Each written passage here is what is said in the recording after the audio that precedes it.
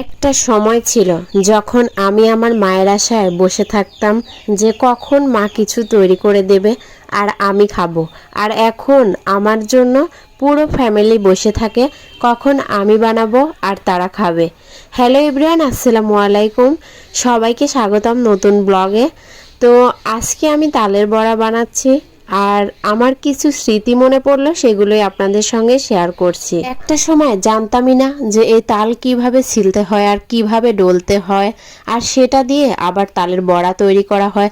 শুধু শুনেছি যে তালের বড়া, আর অমনি করেই খেয়ে নিয়েছি।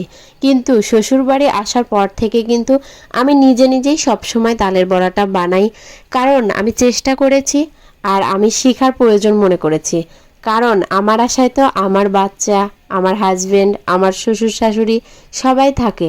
তারাও তো চায় যে আমি তাদেরকে নতুন নতুন কিছু তৈরি করে দেব আর তারা সেটা সুন্দর মতো খাবে। তো এই জন্য আমার হাজবেন্ড আজকে তাল নিয়ে এসে আমাকে দিল যে আজকে তালের বড়া বানাবা। তাল কিন্তু আমার ফ্রিজে অনেকখানি রয়েছে, কিন্তু সে জানে না যে তাল আছে। তার খেতে মন চাইছে আর সে অমনি করেই কিনে নিয়ে আসছে। আর এখানে আমি আজকে কিন্তু ফার্স্ট টাইম তাল ছিলে তাল ডলবো। মানে তাল দিয়ে বড়া বানিয়েছি এর আগে অনেকবার, কিন্তু নিজে হাতে একদম সব কিছু রেডি করে কখনো বানানো হয়নি। তো দেখা যাক পারি কিনা। আর এই কাজ করতে করতে আমার মায়ের কথা খুব বেশি মনে পড়ছিল, কারণ মাকে কখনোই আমি কোনো কাজে হেল্প করিনি, একটা প্লেটও পর্যন্ত ধুয়ে দেইনি। এগুলো আমি অন্যায় করেছি। আগে এগুলো তো কখনোই চিন্তা ভাবনা মাথায় আসেনি, কিন্তু এখন যখন সব দায়িত্ব কাঁধে পড়েছে এখন ঠিকই মায়ের কথা মনে পড়ে। আর খুবই দুঃখ লাগে মনের ভিতরে যে কেন মায়ের সঙ্গে এরকম করেছি, আগে থেকে মাকে কেন হেল্প করিনি। আর এখন কিন্তু ইচ্ছা থাকলেও কোনো সুযোগ নেই করার, কারণ শ্বশুর বাড়ি থেকে মায়ের বাড়িতে গিয়ে ওরকমভাবে থাকাও হয় না, আর মাকে হেল্প করার মতো কোনো সুযোগ সুবিধাও নেই। আর একটা জিনিস আমাদের বাসায় নেই, এই জন্য মায়ের কথা মনে পড়ছে, সেটা হচ্ছে চাউলের গুঁড়া।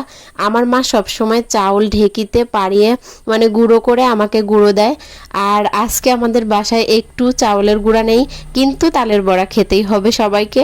তো এই জন্য আমি ময়দা দিয়েই তৈরি করে নিচ্ছি তালের বড়া। ময়দাটা খেতে অতটা মুচমুচে হবে না, কিন্তু তারপরেও বানাবো যেরকমই হোক, গরম গরম ভালোই লাগবে খেতে। আমি কিন্তু তালটা সুন্দরভাবে ডলে নিয়েছি, আর এইখানে তালের ভিতরে একটু ময়দা, চিনি আর একটু লবণ, ব্যাস আর কিছু লাগবে না। এইটুকু দিয়ে সুন্দর করে মাখিয়ে নিচ্ছি, একটু শক্ত শক্ত করে মাখালে হবে কি বড়াটা একটু মুচমুচে হবে, গরম গরম খাওয়া যাবে আর কি। দেখেন, চেষ্টা করলে কিন্তু সবকিছুই সম্ভব।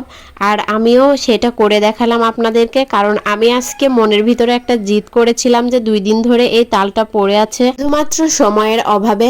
আর আমার শাশুড়ি অনেক ব্যস্ত ছিল, সবসময় আমার শাশুড়ি তালটা ডলে দেয়, তো সে ব্যস্ত থাকার কারণেই কিন্তু পড়ে আছে তাল 2টা। তো এই জন্য আমি ঝুঁকি নিয়ে তালগুলো ডলে কত সুন্দর করে বড়া বানিয়ে নিলাম। দেখেন তো, আপনারাও কিন্তু কোনো কাজে একদমই অবহেলা করবেন না, সবসময় চেষ্টা করবেন, চেষ্টা করলে সবকিছুই সম্ভব।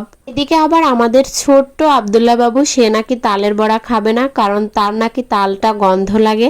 এজন্য আমি কয়েকটি তেলের পিঠা বানিয়ে নিচ্ছি শুধুমাত্র আব্দুল্লার জন্য। কেন জানি মনে হচ্ছিল সবাই তালের বড়া খাবে আর ছোট্ট বাচ্চাটা বসে থাকবে একা একা, তা তো হয় না। এজন্যই আমি পিঠাগুলো বানিয়ে নিলাম।